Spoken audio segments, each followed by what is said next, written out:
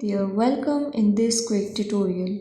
We are going to show you that how to get crying filter on TikTok. It's super easy and we will make sure you get it right.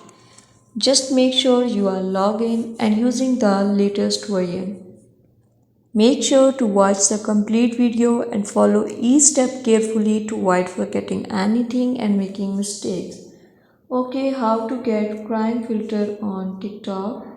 First of all, click on the TikTok app, click on the search bar and write here crying filter effect on TikTok.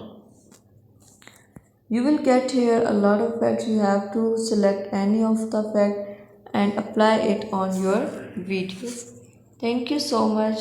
That was all. Please consider showing your support by commenting, liking, sharing, and subscribing to our channel for more valuable content in the future.